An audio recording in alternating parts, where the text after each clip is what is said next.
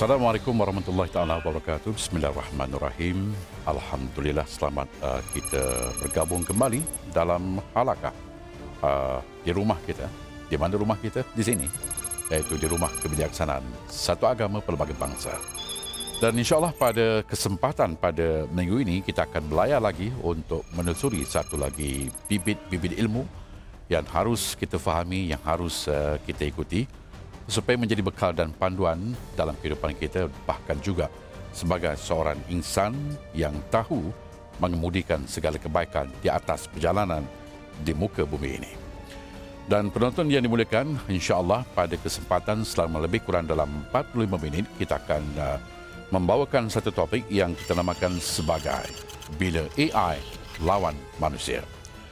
Mungkin kita pernah mengadakan pelbagai perlawanan antara kita dengan sahabat kita, tetapi bagaimana agaknya kalau kita mengadakan perlawanan dengan artificial intelligence, dengan kecerdasan buatan, dan siapakah yang akan menang, siapakah yang akan memonopoli, dan siapakah yang akan memanipulasi daripada game yang kita laksanakan tersebut. Dan bersedia di rumah kebijaksanaan kita adalah yang berbahagia bintang ilmuwan kita, Datuk Dr. Daniel Zanawidin. Assalamualaikum Datuk. Waalaikumsalam warahmatullahi wabarakatuh. Alhamdulillah. Dan bintang ilmuwan kita seterusnya adalah yang berbahagia Dr. Nur Muhammad Hadi Zahalan. Assalamualaikum. Waalaikumsalam warahmatullahi wabarakatuh. Alhamdulillah. Dan yang seterusnya adalah panel analisis yang berbahagia Ustaz Muhammad Zarifi Mamak Daud. Assalamualaikum Ustaz. Waalaikumsalam warahmatullahi wabarakatuh. Alhamdulillah. Dan nampaknya semuanya telah pun bersiap sedia untuk membicarakan topik bila AI lawan manusia. Dan kalau saudara-saudara masih ingat lagi, mungkin pada tahun-tahun yang sebelumnya, apabila kita memikirkan tentang kecerdasan buatan ini, apabila ramai orang bercakap, apakah kita mengetahui tentang potensi yang akan diledakkan oleh artificial intelligence ini, dan apakah ianya akan mengundang bahaya kepada kehidupan manusia?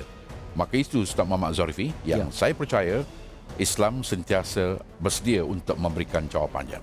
Dan saya fikir bintang-bintang ilmuwan kita akan mengupas topik ini dengan sehalusi mungkin. Namun kita ingin dengarkan dulu pasak kepada perbincangan kita untuk bacaan ayat suci Al-Quran. Silakan Ustaz Muhammad Zarifi.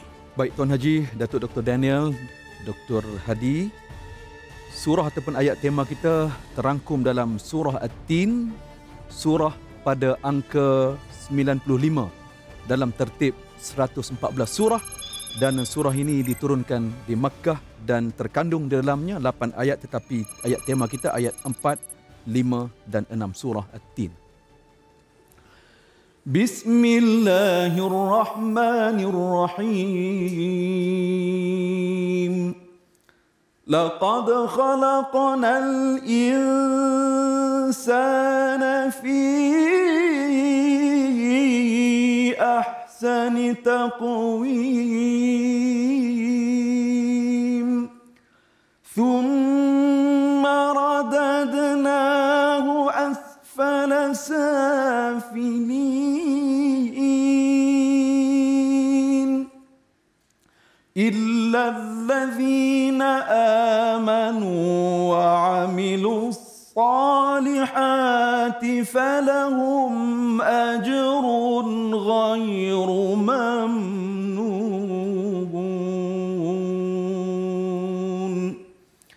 Sesungguhnya kami telah menciptakan manusia dalam bentuk yang sebaik-baiknya, yakni dan berkelengkapan sesuai dengan keadaannya. Kemudian jika dia panjang umur sehingga tua atau menyalahgunakan kelengkapan itu, kami kembalikan dia ke serendah-rendah peringkat orang-orang yang rendah. Kecuali, siapa kecuali itu? Kecuali orang-orang yang beriman dan beramal saleh, maka mereka beroleh pahala yang tidak putus-putus. Sadaqallahul azim. Baik, terima kasih Ustaz Muhammad Zarifi. Surah At-Tin ayat 4, 5 dan 6. Saudara harus pasakkan surah ini dalam benak pemikiran kita untuk kita fahami perjalanan halakah selama 13 episod. Saya selalu mengatakan bahawa surah ini akan menjadi puzzle kepada pelengkap daripada perbicaraan yang akan kita kupas dalam 13 episod. Dan baiklah, kita ingin dengar pandangan bintang ilmuwan kita. Dan kalau kita lihat, istilah kecerdasan buatan AI telah pun dilakukan sejak daripada tahun 1950-an lagi. Dan kalau kita lihat, ianya telah ditubuhkan secara rasmi dalam satu persidangan di Dartmouth, United States, Amerika. Mungkin dapat Dr. Danny jelaskan kepada penonton tentang permulaan sejarah Artificial Intelligence. Silakan. Terima kasih Tuan Haji Makno yang saya kasihi, Dr. Hadi dari Al-Bayan, Ustaz Zarifi, tuan-tuan dan puan-puan yang dihormati lagi dimuliakan. Assalamualaikum warahmatullahi wabarakatuh. Alhamdulillah wassalatu wassalamu ala sayyidina Muhammad wa ala alihi wa sahbihi ajma'in. Disebutkan tentang 1956 di Dartmouth College di Amerika. Betul.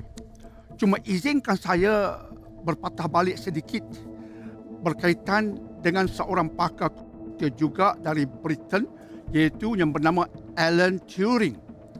Dia pada tahun 1950 telah menulis satu artikel yang bertajuk Computing Machinery and Intelligence. Ini tulisan awal yang mengaitkan mesin dengan kepintaran ataupun intelligence. Tetapi ia tidak mampu diledakkan ketika itu sebab masalah tentang komputer.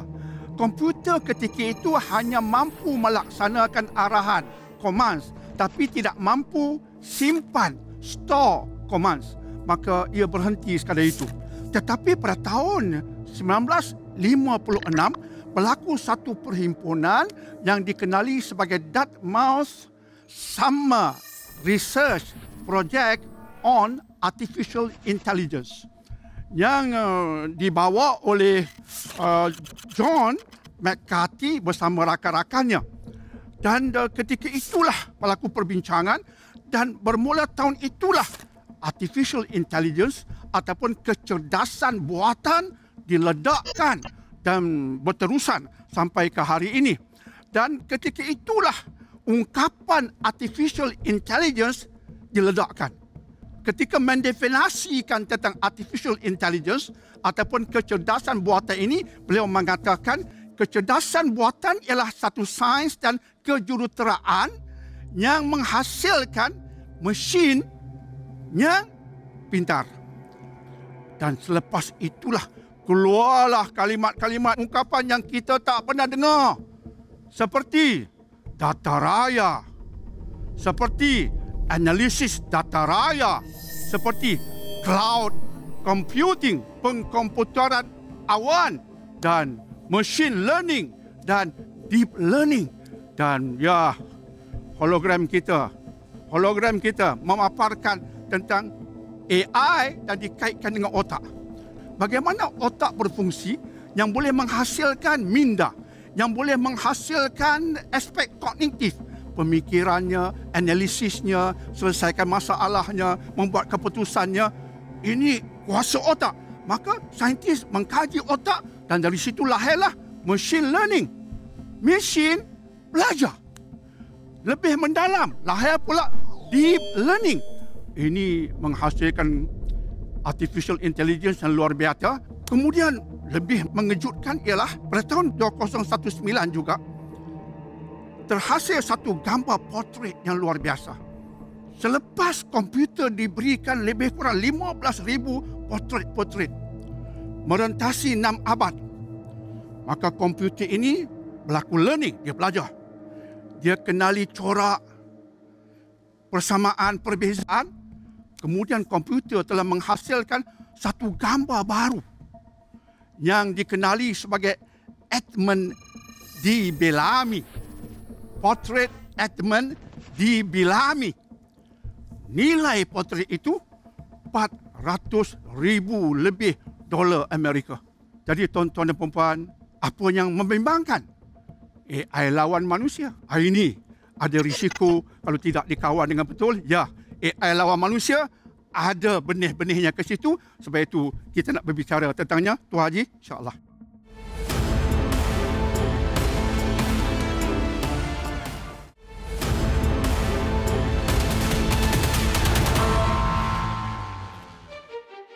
Baik, penonton yang saya hormati sekalian, ada baiknya saya lihat dulu semangat dan inspirasi yang mahu diperteguhkan oleh Akademi Al-Bayan yang akan berada bersama kita tidak lama lagi, insya-Allah.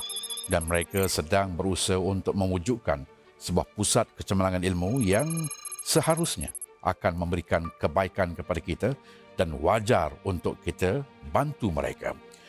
Dan Akademi Al-Bayan adalah rumah kebijaksanaan dalam melahirkan para da'i mu'alaf dari kalangan pelbagai bangsa yang berupaya menyebarkan dakwah dalam pelbagai bahasa dan dialek bahasa masing-masing. Terinspirasi daripada kemegahan peradaban keilmuan Baitul Hikmah pada zaman Abbasiyah, Akademi Al-Bayan mencetus era kebangkitan satu agama pelbagai bangsa. Saya nak dengar pandangan dari bintang ilmuwan kita yang berbahagia, Dr. HD, tentang Minda Al-Bayan. Silakan, Doktor. Bismillahirrahmanirrahim. Terima kasih pada Tuan Haji, Datuk Dr. Daniel, Ustaz Zarifi, sahabat-sahabat penonton yang dirahmati oleh Allah Subhanahu Wa Taala. Saya tertarik dengan apa yang dimaklumkan oleh Datuk Dr. Daniel. Maknanya pada tahun 1950, Allen dia telah berbincang. Maknanya telah buat satu kejutan. Dan sehingga 1956 John McCarthy dia telah buat satu ledakan yang sangat dahsyat, iaitu ledakan kecerdasan buatan AI itu sendiri. Dan persoalannya, Minda Al-Bayan yang kita nak sampaikan, saya terfikir di mana pemuda-pemuda Islam ini. Saya teringat satu Dewan Syafi'i ataupun syair Imam Syafi'i, dia menyatakan mengenai tentang kepentingan ilmu itu sendiri. Izinkan saya untuk saya ungkapkan syair Imam Syafi'i. Kata Imam Syafi'i di dalam dewannya, "Isbir ala muril jafa min muallimin, fa inna rusubal ilmi fi nafaratihi, wa man lam yazuk murat ta'allum sa'atan, tajarra' zulal jahli tula hayatihi, wa man fatahu at-ta'lim waqta syababihi, fakabbir alaihi arba'an liwafatih." Satu syair yang perlu anak-anak muda, bukan saja anak-anak muda, ibu-ibu, ayah-ayah perlu merasai mengenai ledakan yang hari ini ilmu tanpa batasan. Anak-anak sekarang ini mungkin mereka rasakan kita dah tak perlu mengaji sebab semuanya di hujung jari. Jadi Imam Syafi'i berpesan, bersabarlah atas kepayahan dalam menuntut ilmu. Kerana kegagalan seseorang itu apabila dia tidak sabar. Sesiapa yang tidak pernah merasai kepahitan dalam menuntut ilmu walaupun sekejap, maka dia akan menanggung kejahilannya sepanjang hayat. Satu lagi yang disebutkan yang boleh mendirikan bulu roma kita ni, wa man fatahu at-ta'lim waqta syababi, sesiapa yang meninggalkan ilmu pada waktu mudanya, fakabbir alaihi arba'an liwafati, bertakbirlah 4 kali atas kematiannya. Sebab itu Minda Al-Bayan, Tuan Haji, kita ingin mengajak untuk sama-sama kita masukkan diri kita, mengambil peluang, berusaha untuk meningkatkan keilmuan.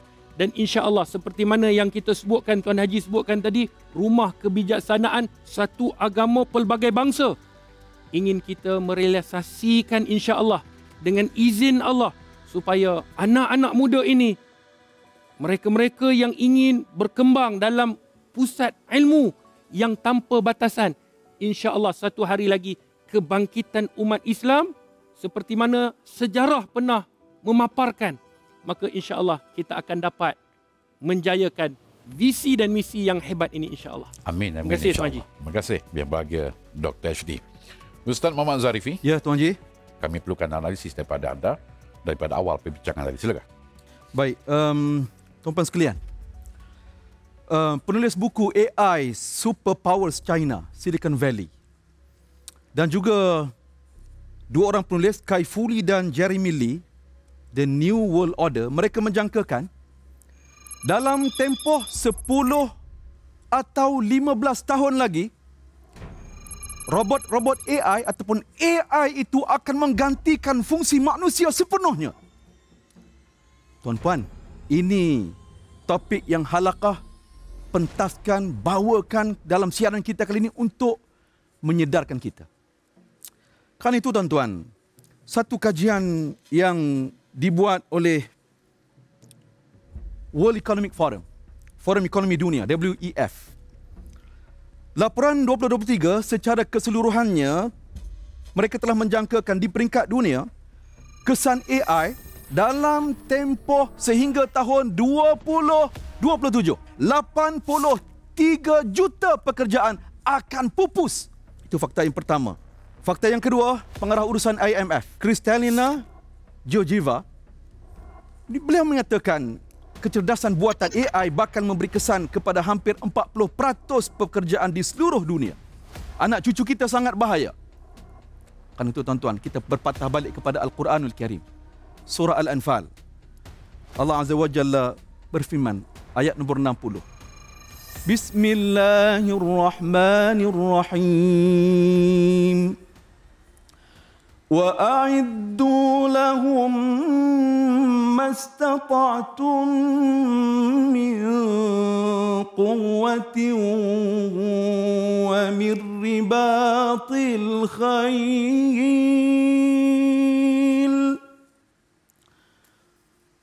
تُرْهِبُونَ بِهِ عَدُوَّ اللَّهِ وَعَدُوَّكُمْ وَآخَرِينَ مِن دُونِهِمْ لَا تَعْلَمُونَهُمُ اللَّهُ يَعْلَمُهُمْ وَمَا تُنفِقُوا مِن شَيْءٍ فِي سَبِيلِ اللَّهِ يُوَفَّ إِلَيْكُمْ وَأَنْتُمْ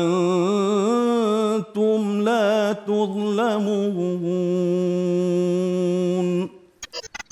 Dan sediakanlah untuk menentang mereka, iaitu musuh yang menceroboh segala jenis kekuatan yang dapat kamu sediakan. Allah Ta'ala bagi tahu kepada kita, sediakan untuk kamu menentang musuh kamu, menentang mereka dengan segala jenis kekuatan yang dapat kamu sediakan. Dalam konteks ayat ini, Allah menyatakan, kamu sediakan pasukan-pasukan berkuda yang lengkap tersedia untuk menggerunkan musuh-musuh Allah itu. Tuan-tuan sekalian, itu dalam konteks ayat ini kita bawa dalam kehidupan kita.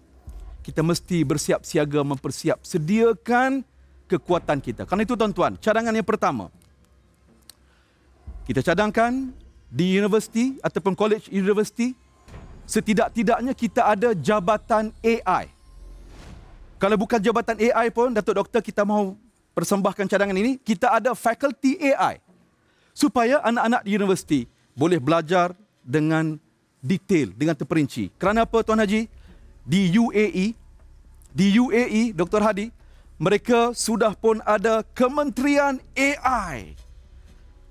Ini satu petunjuk untuk kita belajar. Allahu'alam. Baik, kita nak teruskan banyak lagi perbincangan sebentar lagi, dan mungkin juga penonton pernah mendengar perkataan algoritma. Jadi mungkin perkataan algoritma ini sangat nanti akan berkait dengan perbahasan yang akan kita bawa dalam topik-topik halaqah sebentar lagi. Algoritma, kalau kita lihat dari segi istilahnya Dr. Daniel, barangkali mungkin Dr. dapat kembangkan dengan lebih luas nanti, adalah satu set aturan dalam menyelesaikan sesuatu masalah mengikut tindakan-tindakan yang tersendiri. Baik, apabila kita bercakap tentang revolusi 4.0, salah satunya adalah teknologi kecerdasan buatan. Sekali lagi, sebagai ulang semak, sebagai ulang kaji kita kepada penonton, apakah sebenarnya yang dimaksudkan dengan kecerdasan buatan dalam bahasa yang mudah untuk kita fahami? Silakan Dr. Daniel. Ya, terima kasih Tuan Haji, Dr. Hadi, Ustaz Zarifi, tuan-tuan dan puan-puan yang dikasihi. Artificial intelligence ataupun kecerdasan buatan boleh diartikan sebagai sistem komputer yang mampu melakukan tugas-tugas pintar yang hanya mampu dilakukan oleh manusia selama ini. Maka AI yang wujud pada hari ini, kecerdasan buatan yang ada masih lagi dalam tahap yang rendahan, tapi sudah nampak hebat. Luar biasa. Itu baru Nero, Haji. Dan sekarang dunia sedang bercakap tentang Artificial General Intelligence, yang mana komputer sistem berlatar belakangkan AI jadi seperti manusia. Kemudian belum selesai lagi bab itu, sudah bercakap tentang Artificial Super Intelligence. Sudah boleh mengatasi manusia. Bayangkan jika berlaku peperangan. Akhirnya manusia di belakang menghantar tentera-tentera yang super intelligent menyerang negara itu, negara ini. Malah Stephen Hawking pada tahun 2014 di BBC, dia mengatakan apabila manusia banyak bergantung kepada AI, itu alamat manusia dan kemanusiaan akan hancur. Maka lahirlah kalimat technocentrism. Terlampau fokus pada teknologi, terlampau mendaulatkan teknologi, itu alamat manusia bakal hancur. Tapi jika sekadar sekarang, okey, contoh Sophia yang diwujudkan pada tahun 2016 oleh Hanson Robotics di Hong Kong. Pernah kita bicarakan ini. Saya follow juga soalan kepadanya di peringkat antarabangsa. Antara soalan yang Sophia jawab, soalan yang luar biasa. Contoh, ya Sophia, apa akan berlaku selepas mati? Ya Sophia, siapa itu Tuhan? Okey, jawapan Sophia bukanlah hebat sangat, tapi jawapan yang cerdik. Pintar. Hidup selepas mati, ada yang mengatakan selepas kita mati, kita ditanam bawah tanah, maka kita balik to nature. Ada yang mengatakan ada afterlife, dia sebut. Jadi, wow, yang bercakap itu mesin. Yang baru Nero. Ada cabaran pada manusia, pasti ada.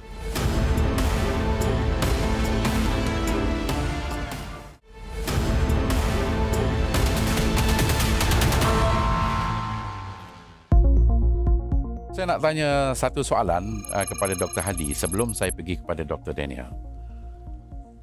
Yakinkah kita untuk menyerahkan urusan kehidupan kita kepada teknologi seperti kecerdasan manusia ini? Baik, terima kasih kepada Tuan Haji. Sahabat-sahabat penonton yang dirahmati oleh Allah Subhanahu Wa Taala. Sebenarnya kita tidak mahu tugas manusia ni memudahkan tetapi mengambil alih secara totally mungkin tidak. Kita tidak mahu nanti jabatan mufti ditukar AI yang menjawab. Saya teringat sedikit penjelasan waktu ketika mana kami di Morocco. Syekh saya, dia pernah menyebutkan mengenai teknologi.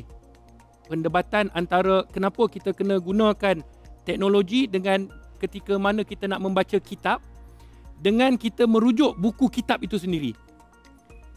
Ketika itu, kalau ulama-ulama silam, mereka memang menyukai pembacaan kitab. Tidak menggunakan teknologi seperti smartphone, iPad dan sebagainya. Ketika itu dia kata, kalaulah satu hari nanti hukum ini boleh diletakkan seperti mesin air. Kita masukkan RM1, kita tekan apa yang kita nak tanya, maka dia akan keluar keputusan. Maka pada ketika itu binasalah manusia. Kenapa? Kerana mereka tidak dapat membezakan antara yang disebutkan fake realitinya. Sebab tu kalau kita nak memudahkan kerja, tetapi bukan secara keseluruhan. Tuan Baik, terima kasih Dr. Hadi. Satu jawapan yang brilliant. Baik.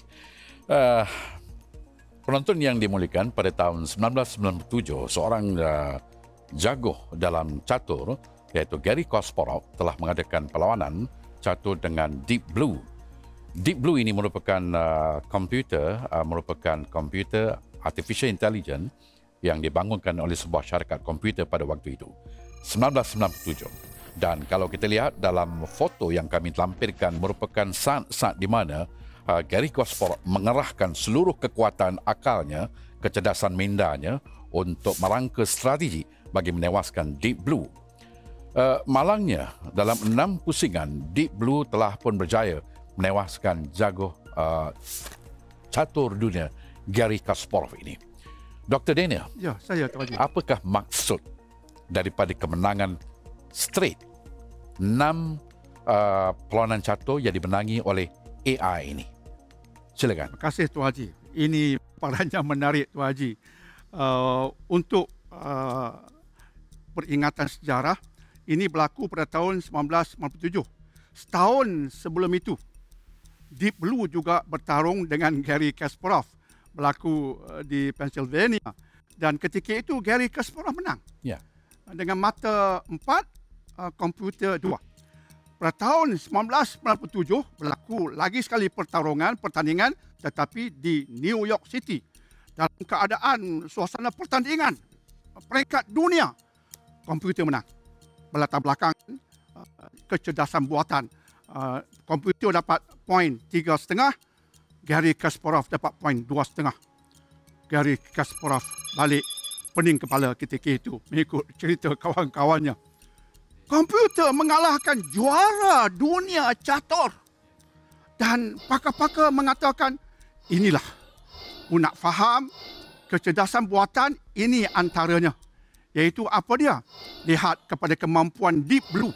Sebab permainan catur ini, apa yang diperlukan? Analisis. Kemudian dari analisis nak tentukan apa pergerakan yang terbaik.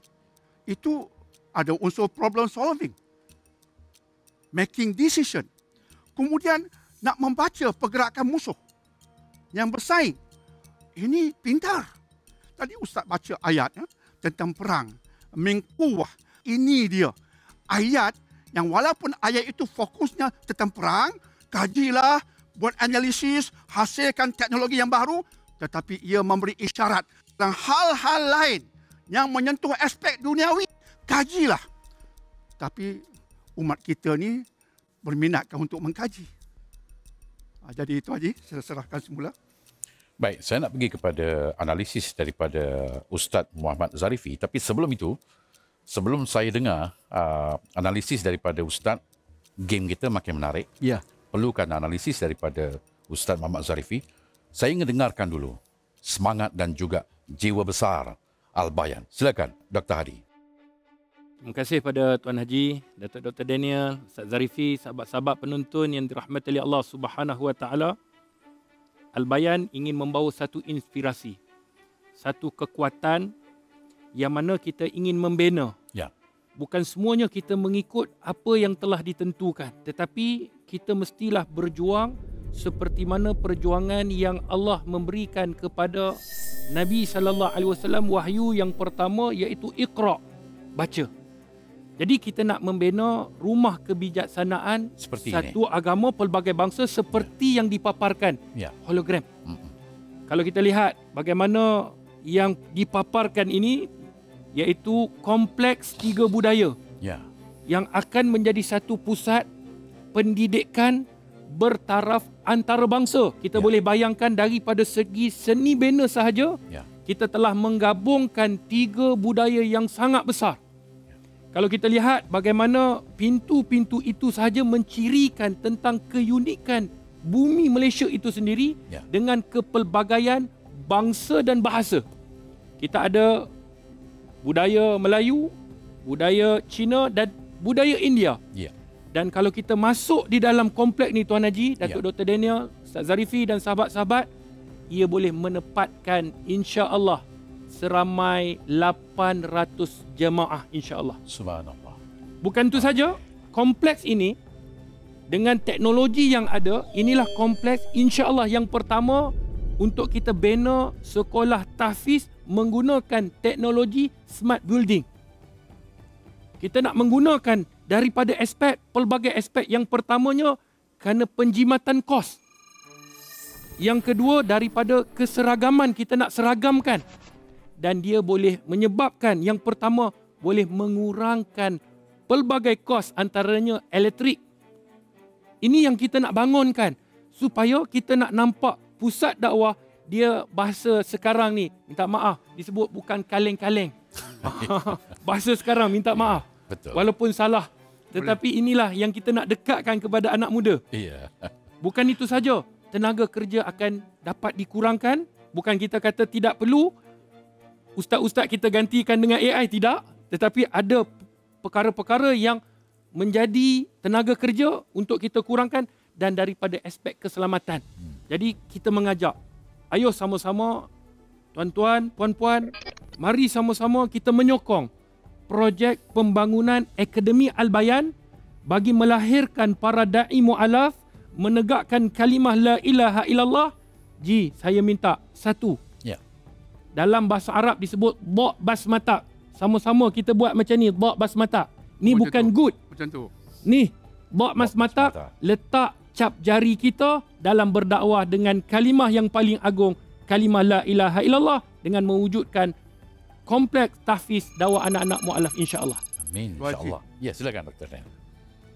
Boleh saya katakan tonggak Al-Bayan paling penting ilmu, knowledge. Betul.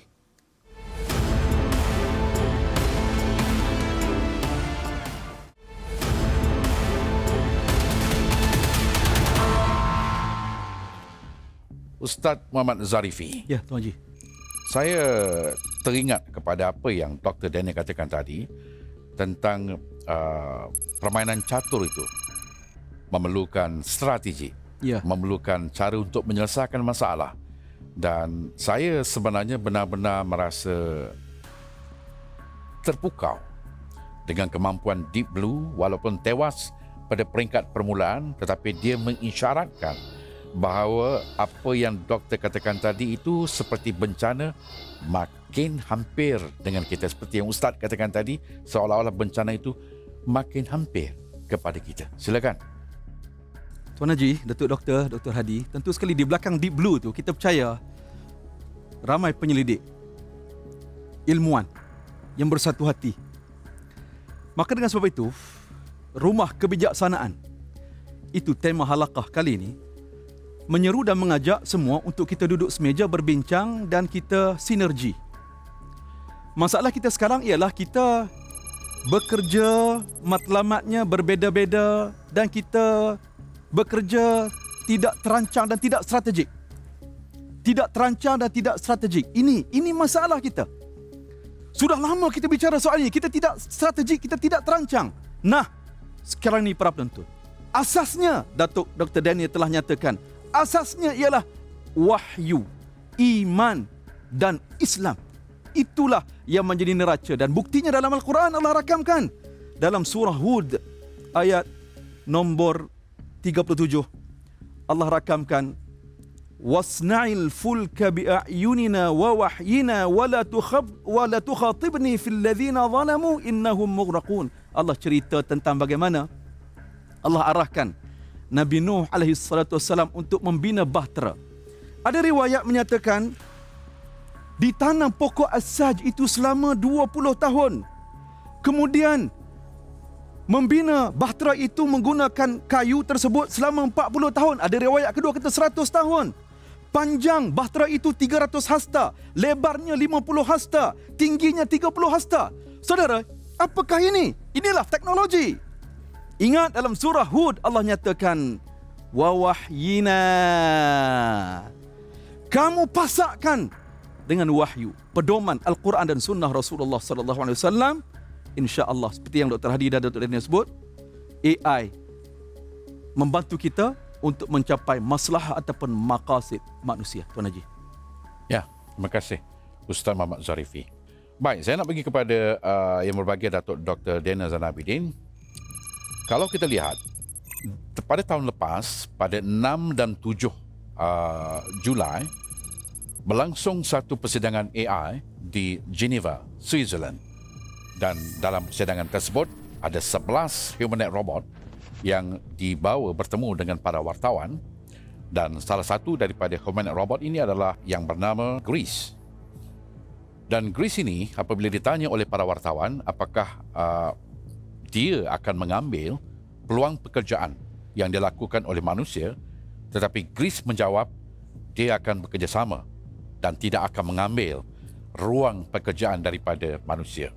Fakta ini, kenyataan daripada humanoid robot ini agak menarik, tapi Boleh ke kita percaya Dr. Daniel? Silakan. Terima kasih Tuan Haji. Ya, 6 dan 7 Julai 2023 berlaku satu global summit. Temanya AI for good. AI untuk kebaikan. Dan Grace ditanya dan dia menjawab macam Tuan Haji sebutkan tadi, bahawa adakah dia akan mengambil pekerjaan manusia, tapi tidak. Itu bahasa yang diajar kepadanya. Tapi hakikatnya macam Ustaz Rafi sebutkan tadi, Ustaz Rafi pasti akan membantah. Ini statistik. Wahai Grace, ini statistik. Jadi, ya, di sudut hari ini kita tahu dunia sedialah memanfaatkan robot yang ada. Dan umat Islam tidak asing sangat dengan robot ini sebab Ismail Al-Razaz Al-Jazari dari wilayah Cernak, Turki, kelahiran 1186 telah juga membina robot yang dipanggil otomata, iaitu mesin yang bergerak secara automatik, dipanggil otomata, mampu membuat muzik, menghiburkan tetamu, menghidang makanan, dan kita akan bincang lagi detail dalam siri-siri yang berikutnya. Jadi tidak baharu, dan ledakan ini tidak mustahil yang memberi suatu ketukan pada Barat. Sebab sebenarnya tuan-tuan dan puan-puan, sains ini ledakannya dari umat Islam. Cuma Barat ambil ilmu itu dari Baitul Hikmah, dari Andalusia, kemudian dia perkembangkan. Dia belajar dari kita, dia perkembangkan. Sekarang kita pula belajar dari mereka. Mari kita perkembangkan, disuluh oleh kebaikan. Ini tugas kita yang berat. Jadi semoga insya-Allah dia memberi kebaikan pada semua. Baik. Saya nak beralih kepada Dr. Hadi terakhir sebelum kita tutup tirai halakah pada minggu ini. Kalau kita lihat, apakah manusia pada hari ini sudah pun terperangkap kepada label bernama kemajuan? Silakan. Terima kasih Tuan Haji, Datuk Dr. Daniel, Ustaz Zarifi, sahabat-sahabat penonton yang dirahmati oleh Allah Subhanahu Wa Taala. Kalau kita sebutkan terperangkap dengan kemajuan, saya rasakan yang dikatakan terperangkap itu adalah mereka yang tidak dipandu dengan Al-Quran dan Sunnah. Kalau ambil semata-mata kemajuan, ya, mereka terperangkap. Tapi kalau sekiranya mereka berpaksikan kepada Al-Quran dan Sunnah, menggunakan untuk menguruskan kehidupan dengan lebih baik, maka mereka tidak akan terperangkap. Ini dibuktikan kalau kita selalu bagaimana Nabi SAW mengajarkan kepada kita, Tuan Haji, Datuk Dr. Daniel, Ustaz Zarifi, doa yang kita kena seimbangkan antara dunia dan akhirat. Yang kita selalu baca, Rabbana atina fid dunya hasanah wa fil akhirati hasanah wa qina azabannar. Ya Allah, datangkan kepada kami kebaikan dunia. Dunia disebut dahulu. Kemudian disebutkan akhirat. Maknanya menggunakan teknologi dalam untuk buat persediaan memudahkan urusan, maka ia akan menjadi satu bentuk, satu perkara yang dituntut dalam syariat itu sendiri. Seperti mana yang Ustaz sebutkan tadi, Ustaz Zarifi, surah Al-Anfal ayat yang ke-60. Bila Allah Subhanahu Wa Taala menyebutkan wa a'iddu lahum mastata'tum min quwwah, hendaklah kamu memerangi musuh-musuh, buat persediaan dengan kekuatan. Rashid Ridha di dalam tafsir Al-Manar menyatakan bahawa perubahan teknologi itu perlu satu tuntutan.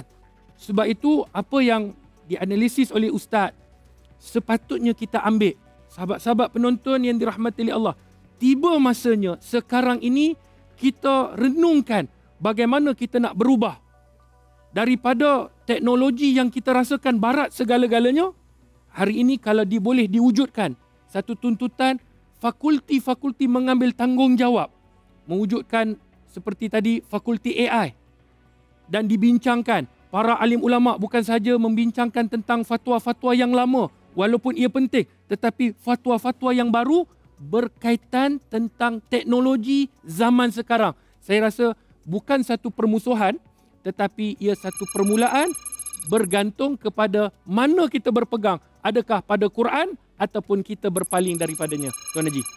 Baik, terima kasih kita ucapkan kepada Ibu Bahagia Dr. HD. Pada minggu hadapan, kita akan bercakap satu topik yang kita namakan sebagai AI di mata Islam. Jadi kita akan melihat satu lagi topik perbahasan yang cukup menarik. dan apakah di antara perkara yang akan kita laksanakan, khususnya tugas para pemikir Islam kita, dan kita akan memperkatakan topik tersebut insya-Allah. Terima kasih di atas perhatian anda. InsyaAllah kita akan bergabung lagi pada minggu hadapan dan kita jumpa lagi. Assalamualaikum warahmatullahi taala wabarakatuh.